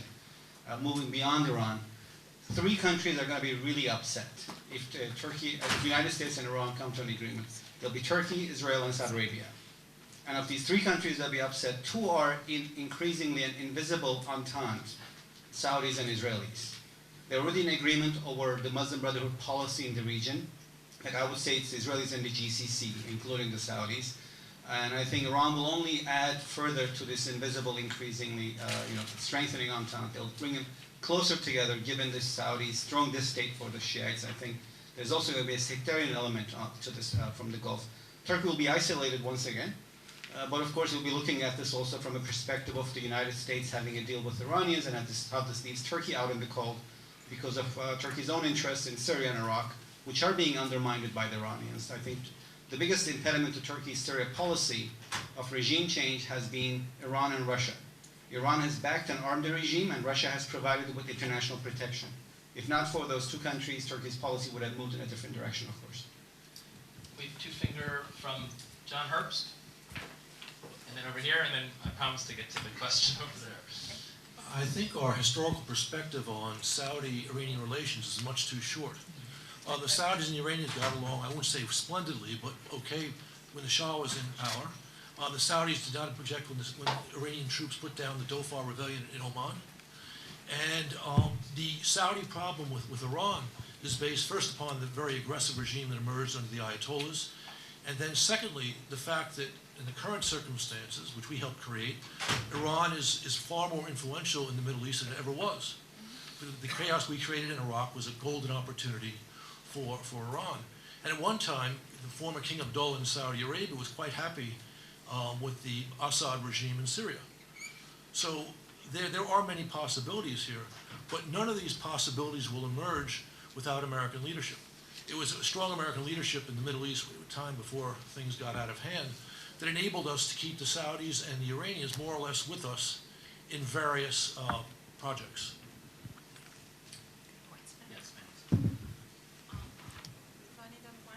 Yes, can we have a microphone? Thank you. I agree with Mrs. Slavin with your argument that it doesn't look to me also like Assad is going anywhere. Yeah. I got, again, a question for Fred, actually. When we look at Syria, not in the national context as a unified country, but in long-term perspective, do you think it would be okay for Washington to consider Assad not as a leader of a unified country, but as just a local mayor of an Alawite regime? I mean, in other words, maybe Assad is losing his importance in longer-term perspective. What do you think about that? You know, I can reflect the words that President Obama just used in Australia, in Brisbane, when he did his press conference. He referred to Bashar al-Assad as a murderer who has caused the deaths of, I forget the number, tens of thousands. I forget which number he used. President Obama considers Assad, as long as he is in power in some part of Syria, to be the primary recruiting sergeant for ISIL. And it's because of very specific tactics that have been used from the beginning that have attracted foreign fighters magnet-like into Syria. I'm not suggesting that the President of the United States has in mind specific steps right now to remove Bashar al-Assad and to see him replaced, hopefully, by something decent. His priority is on ISIL, and specifically, it's on ISIL in Iraq. The President right now prefers to see Syria in an ISIL context and Syria as a safe haven. Okay, so we engage in Syria to disrupt the safe haven, and I guess in the case of Kobani, because ISIL fighters are presenting themselves to be killed in relatively large numbers. Okay, but I don't see, based on the President's theory of the case here, that ISIL in its Syrian manifestation is largely a product of Bashar al-Assad. I just don't think he would like to see him continue in any form politically in Syria. And to the very patient question in the back. Could you have a microphone? Thanks. Thank you. Yes, Jennifer Coolidge, CMX. My question is for Ambassador Hoff, also on Syria. Given that we are where we are on Syria today, after 3.5 years of pontification in five-star hotels, of observation, of a lack of international leadership, of failures also on the part of the SNC and the Etilaf to come together with a cohesive voice, and given the situation on the ground where we have a variety of non-state actors, Jabhat al-Nusra has been quite disruptive of the FSA elements in the recent 4 weeks that the U.S. is trying to support. We have ISIS active in the eastern part of the country. We have the Islamic Front, a homegrown Syrian group that was initially trying to broker peace treaties between Jabhat al-Nusra and the Islamic State. So my question is 3 parts. Given so many missed opportunities, one of which was sufficient humanitarian aid in the beginning, which allowed ISIS to take hold amongst local communities, given all these missed opportunities, number 1, where do you think Syria, apart from Damascus, ruled by Bashar Assad currently, is going? Are we looking at an ISIS-ruled Syria? Are we looking at an ISIS versus Jabhat al-Nusra versus Islamic State? Will those groups each have a portion of the state outside Damascus? Second question, where should U.S. policy go now, given so many failures? Third, what are the implications for stability in Turkey? Thank you. Fred, some easy questions for you. Yeah, Jen, thanks very much. I think you're probably concentrating on the good news. In terms of an ISIS-ruled Syria, I don't think so. The most disturbing scenario to me that I think could actually take hold over the next few months, depending on when the United States really begins to apply some military pressure in Syria, is a situation where there is a de facto partition between the regime and ISIS, with those two parties being in essence the only two left standing. Certainly the trend line in northern Syria, in particular in the Aleppo area, is pointing in that direction. Now, the regime and ISIS have had a handful of incidents where they've actually fought one another. And it's usually involved money and weapons. It's usually involved ISIS moving in on an oil field or moving in on an air base to get weapons. The predominant pattern of behavior between these two parties over the last 2 years has been one of live and let live. And that might actually prevail for a while if they're the only two left standing.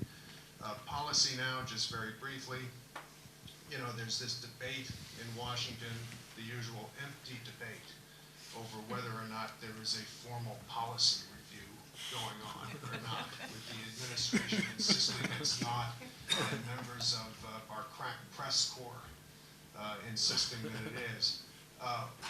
What's really being considered now, and it's only thinkable now because of the ISIS factor, is the question of a protected zone, buffer zone, or zones in Syria. I don't know where this is going to come out. There have been some administration spokespeople on background recently who have said, no, it's not on the table right now. Others have said, yes, it's a topic of some detailed discussion. We've got to work out details and see if it's really feasible. But it seems to me that this is the policy debate that's going on right now. I mean, it strikes me, just as an objective matter, that without a protected zone that has a no-fly element and ground power on the ground, without that, you're going to see, it's very likely, you're going to see the nationalist Syrian opposition squeezed to death by the regime and ISIS, which, if not in direct collaboration, or at least moving along the same track. You know, in terms of implications for Turkey, you know, frankly, Jen, I'd rather yield to my Turkish colleagues for that. Well, thank you. ISIS, what are the implications of ISIS for Turkey? I think 3 points. One, ISIS has some recruits from Turkey and some sympathy, but polls have shown that this is quite marginal regarding the overall society. There has been about less than 1,000 people who have joined from Turkey to ISIS. That's a big number, but that is still a number less than the people who join ISIS from England and France, from within the Muslim communities there, and much less than other Muslim countries. Because Turkey doesn't have a homegrown Salafi movement, we should say, so ISIS ideology, theology, jurisprudence, whatever you call it, doesn't reflect that much on broad society. And polls have shown that the sympathy for the group is less than 4%, which is still something. But therefore, I would not expect ISIS to have big chunks of support in the sense that ISIS army is getting into Turkey. That is unthinkable, but Turkey should be more careful in terms of recruits and the group who sympathize with that. That's one thing. And with those recruits, of course, ISIS can have terrorist acts inside of Turkey. That's something that Turkey has been concerned and trying to be concerned about the group but not be very loud about it, because you don't know what they will do with a long border right next to you. Sometimes people asking, Turkey is right at the border, why don't you do something? Well, precisely because right at the border, we're kind of a little concerned about how it can influence us. The other thing is that, of course, the big issue is refugees. The more ISIS keeps fighting in whatever region is, this has direct impacts as refugees, and the number is more than 1.5 million, and more is coming, and Turkey actually doesn't know what to exactly do with these people. Turkey has done really well in terms of really trying to help them and facilitate them, but it's still a growing issue. Probably they will get work permits, and maybe some of them will be permanent in Turkey. And the third thing is that when ISIS fights another party in Syria, and if that party has sympathizers and affiliates and ethnic brethren in Turkey, like the Kurds, that creates another complication. The result of the ISIS-Kobane war in Turkey has been that Turkey's own Kurds, well, Kurdish nationalists, got angry with the government for not supporting the Kurds in Kobane, and they had riots and 50 people have been killed in just a few days. That did not help Turks to have more sympathy for the people in Kobane, thinking that, well, their people here are killed. Because that's PKK ultimately for Turkey. That's why in Turkey, it's just a lot of scary figures out there. There's PKK, there's ISIS, and there's Assad.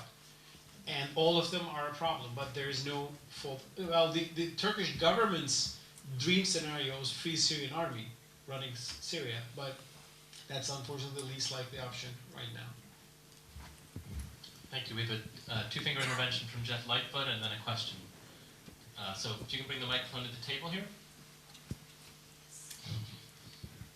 Sorry, this is Jeff Lightfoot with Jones Group and with Atlantic Council. I actually did have a question, so I hope that's not disrupting this. There's been a lot of talk on Syria and Iran, and only really you, Soner, touched on Egypt, which I think in the context of what this panel is about is in some ways really the crux of the issue, because you had and also putting it in your paradigm, Fred, you had a state that was, a government that was essentially removed for its failure to adhere or something to the consent of the governed, and then the only real prominent civil society institution essentially won elections and co-opted the government, and then was removed, again, apparently by the consent of the people last summer.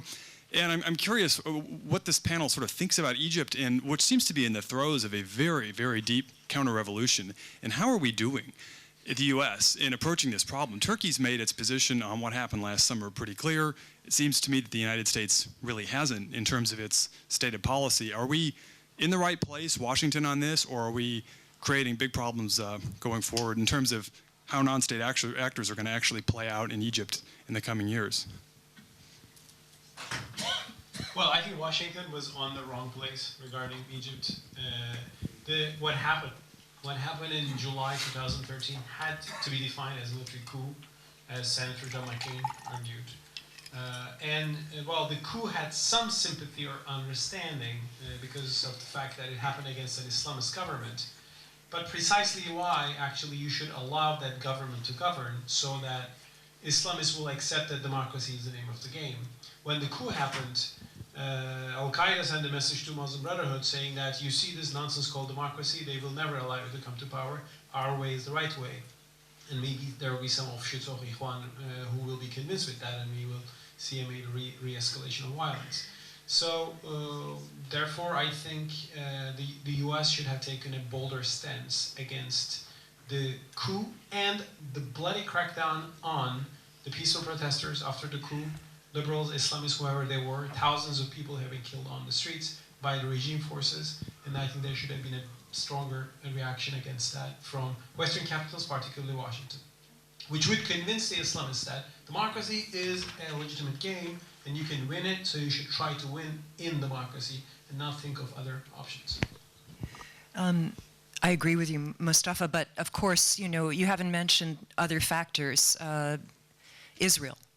Israel strongly supported the coup against the Muslim Brotherhood. We rely on Egypt for transit rights over Suez Canal. Many of our military operations could not take place without the cooperation of Egypt. We've had a long stake with the Egyptian military. Many members of the Egyptian military have been trained in the United States. So as much as our democratic principles would say we should have called it a coup, practical realities made it very, very difficult to fully break with the Egyptian government. And the Egyptians are not happy with us. They think that we haven't sufficiently supported the new government of Sisi. There was an Egyptian delegation that came to Washington recently to try to explain Sisi and to try to garner some sympathy for him. And, you know, they keep talking about how ISIS is an offshoot of the Muslim Brotherhood, which is, of course, ridiculous for anybody who knows the history of that organization. But they are very much on the defensive. They know that their human rights practices have been abominable and that this regime is more authoritarian than Mubarak ever was. I mean, you really have to go back to early Nasser to find anything this bad. And they're defensive, and they want us not to criticize them openly. They want any criticism to be behind the scenes. And given the other U.S. priorities in the area, you know, it's a little bit, I mean, like the Syria situation, there are things that we wish we could do that we simply can't do because our priority now is fighting ISIS. Can I also just put that on? Look, on the taking a more, let's say, dispassionate view of Egypt, I think it was a perception in Washington that this country, Egypt, was going from regime collapse into state collapse, and that would have dramatic repercussions for the region and, you know, U.S.'s security structure and thinking also. But more specifically also on Egypt and Turkey, very quickly, I think the case of Egypt is perfect for us to look at, to study why Turkey has ended up being isolated among the Arabs as a result of the Arab Spring.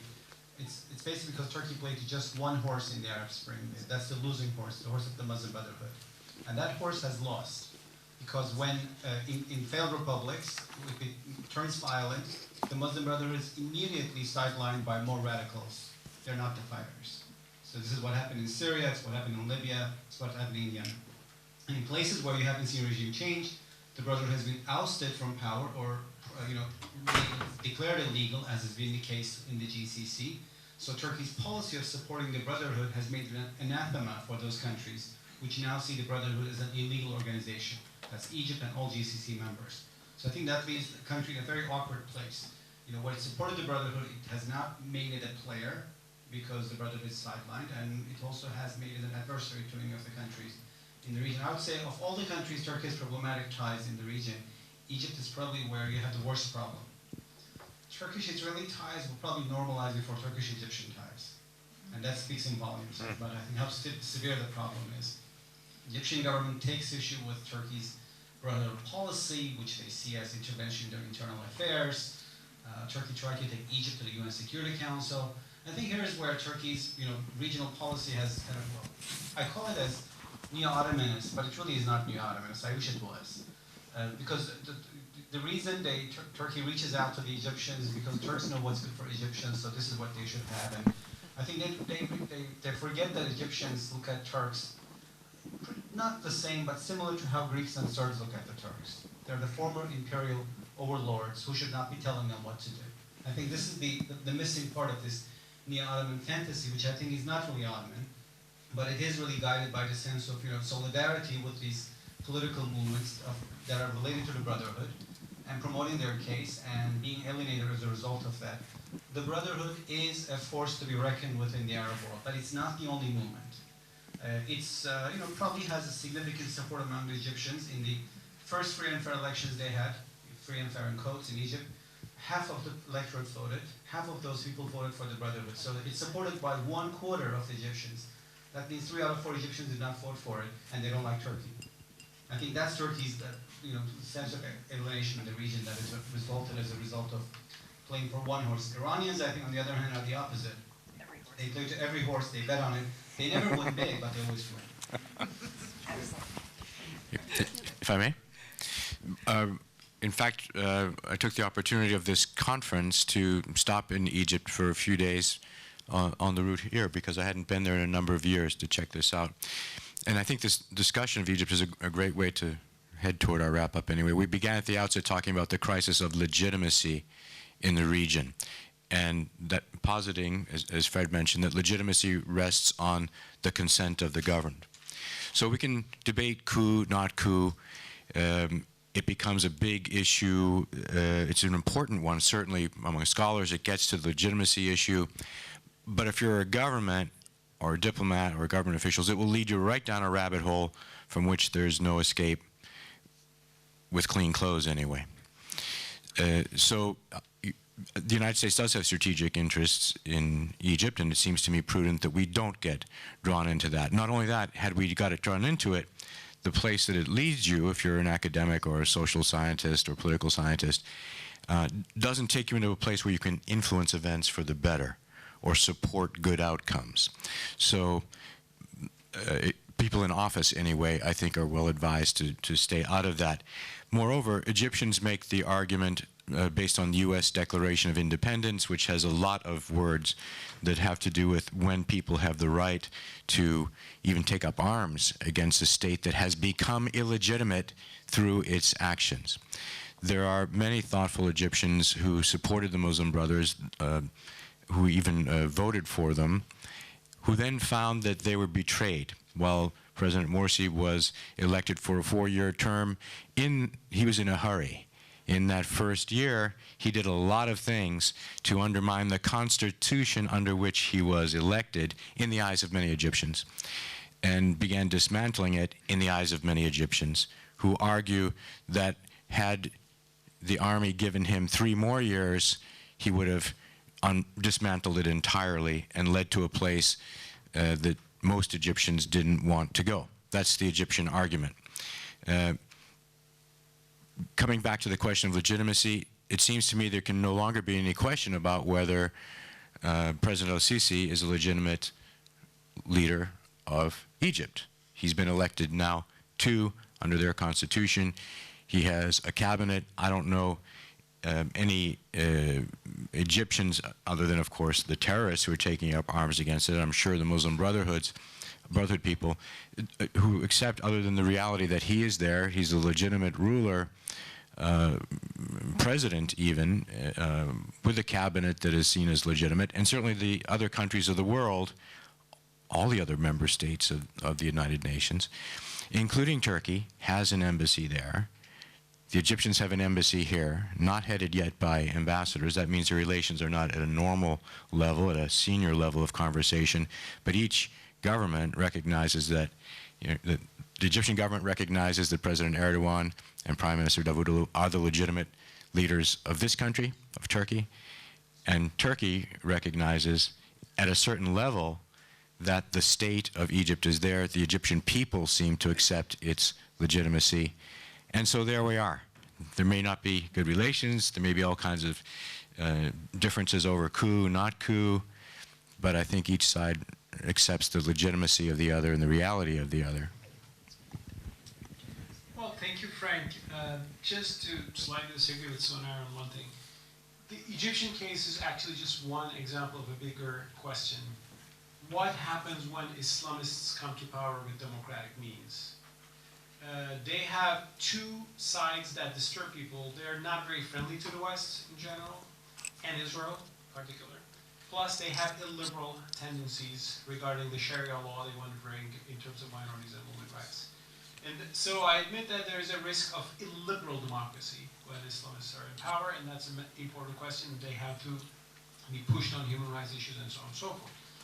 But when the answer to Islamists coming to power with democracy is supporting military coups, however we might not, whatever we call them, but ultimately if the military is involved and they're pushed out of power, you're pushing them towards a more radical agenda. And actually this has been the vicious cycle in the Middle East for decades and decades. Egypt had a chance to break from that.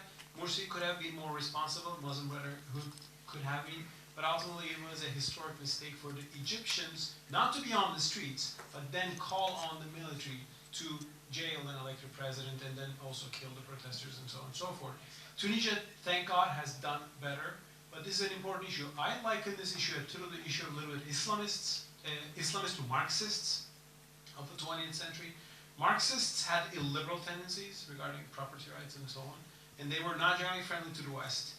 Would the solution be McCarthyistic against them and overthrow them wherever they are in the world, or to allow them a space in democracy so that they will become more gradual and moderate and become social democrats over time, as it happened in Europe?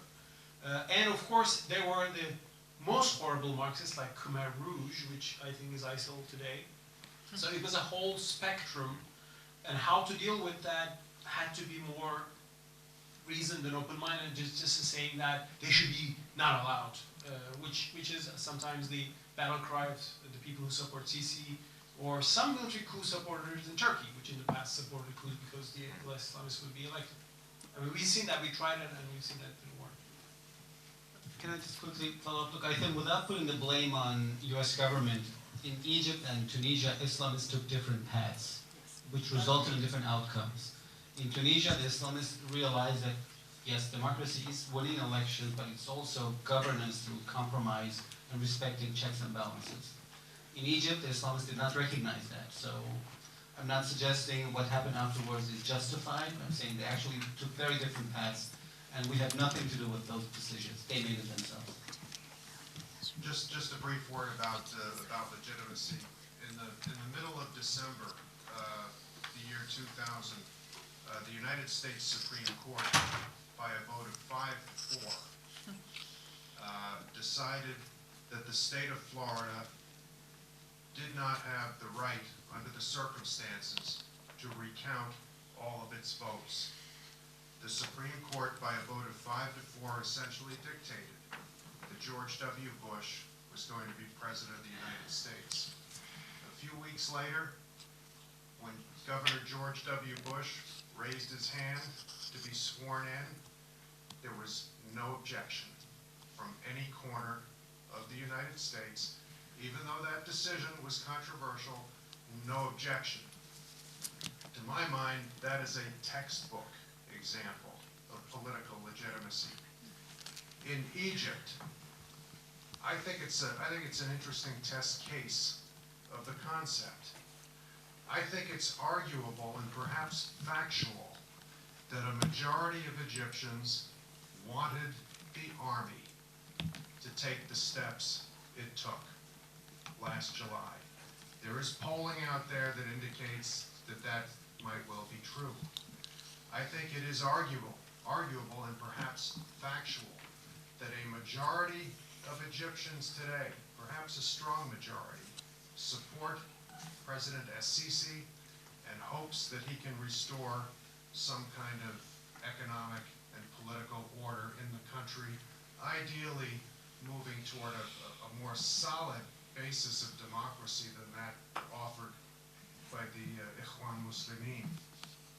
But at the same time, if, for example, and I don't know what the number is, but if, for example, 30% of Egyptians take the position that this man is occupying his office illegally and that he should, in essence, trade places in jail with Mr. Morsi, then there is a legitimacy problem. Thanks, Fred. We have 3 more questions in 5 more minutes, so these are going to be lightning questions and lightning answers by the panelists that also will be wrap-up. And so I think we have one over there. Yeah. Okay. Maybe Thank 4 you. more questions. Sorry, so if you can be very brief, that'd be great. Okay, hello. My name is Gülnur Aybet from Bahçeşehir University here in Istanbul. I want to bring the matter back to Iran, if I may.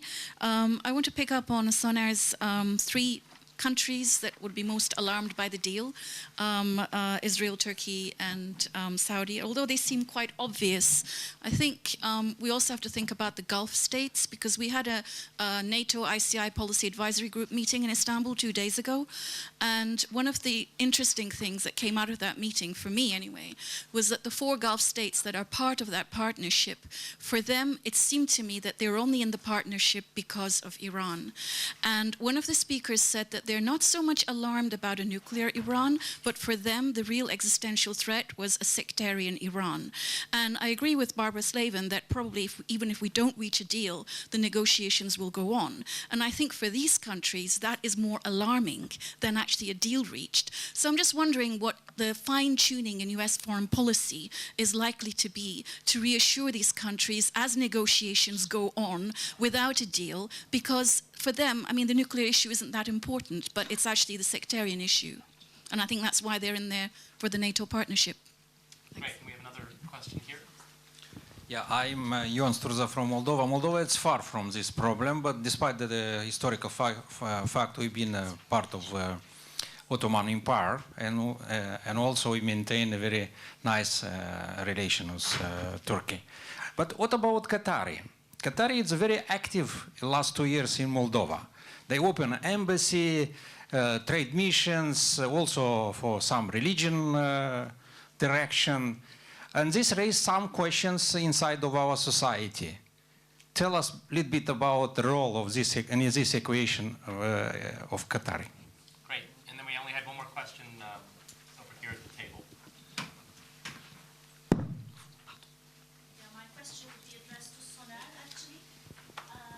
You know, looking back, you know, I recall the Turks saying, you know, keeping al-Maliki, Nuri al-Maliki there, it would be very problematic, it would frustrate Sunnis, it would, you know, lead to Sunni reaction, and that they would say this goes to deaf ears. And then I recall them saying in Syria, you know, if there is no action taken, it will be the hotbed for the radicalists, etc. So looking back, you see the right projections on the side of Turkey, you know, but how come they ended up with 2 failed states? Do you just attribute it to playing on the wrong horse only?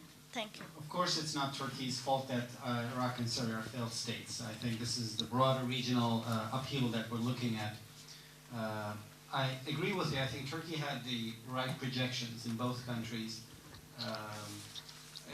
With Iraq, I think it's more of a checkered projection, but with Syria, and Fred may weigh in here.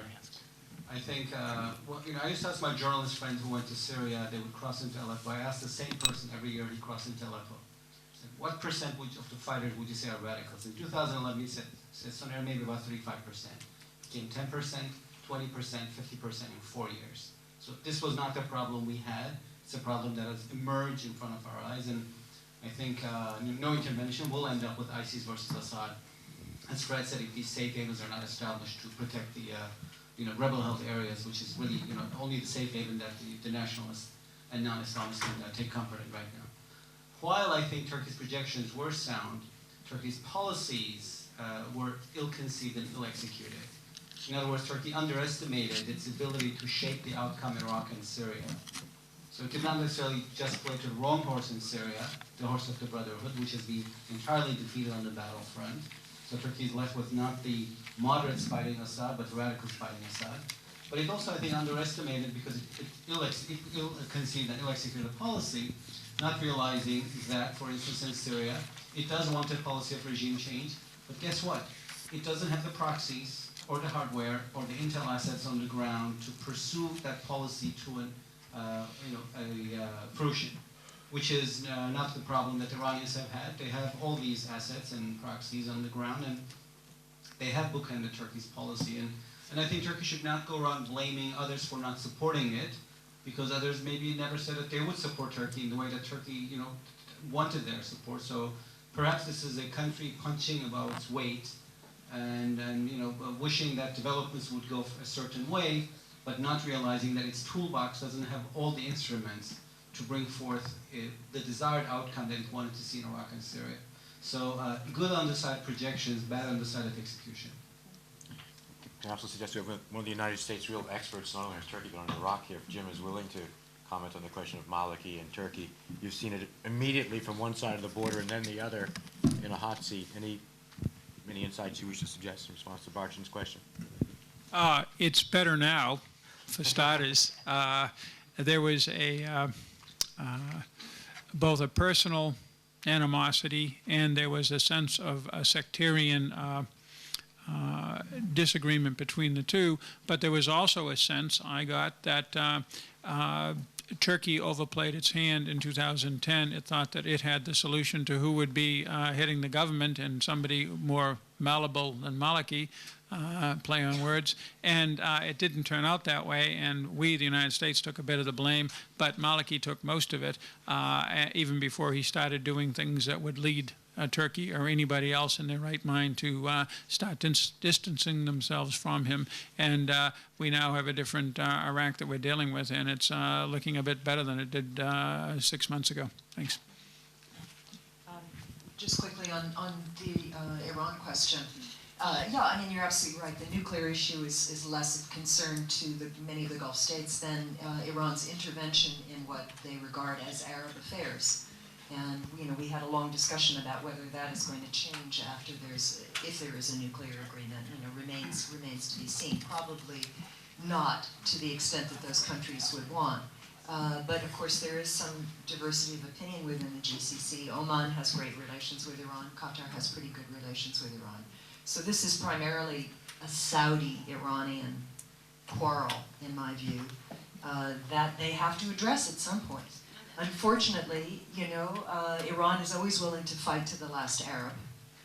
And it looks as though the Saudis are so furious about the situation in Syria and this perceived American tilt toward Iran that they're willing to allow the bloodshed to go on. But at some point, they're going to have to rein in their respective proxies and exert some real influence. We're talking about influence in Syria. I mean, they certainly Iran has much more influence in Syria than the United States does at this time. Got it. I mean, Qatar has a lot of money and very few people, and it's enjoying itself right now. And it's coming back to the rest of the Arabs. And we've noticed that, yes, the other Arabs have forgiven, the other members of the GCC have now forgiven Qatar, and they're moving their ambassadors back. So, they like to have soccer World Cup matches and conferences and throw their money around think tanks. I don't know if the Atlantic Council gets some of their money, but other think tanks sure do. They have a very esoteric system with an extremely interesting young emir who I saw speak off the record at yet another think tank, Council on Foreign Relations in New York in September. And he is imbued with all sorts of moral fervor. Like Turkey, supports the Muslim Brotherhood and their right to have a piece of the cake in many places in the Middle East. Of course, they have Al Jazeera, which is a fascinating product, and can criticize any other government in the region except that of Qatar. So I think they're unique. There's really nothing quite like them. They're almost like some sort of Hollywood fantasy. And they will continue to do what they want to do, and they have all the money in the world to do it with. Despite of the pressure to open 2 mosques in Chisinau. Yeah, well, I guess they will contribute somehow to the economy of your country. Let's hope so. Yeah, I was just going to say, I don't know anything about the guttery policy with respect to Moldova, but I trust what you'll do is keep them from taking over your excellent wine caves.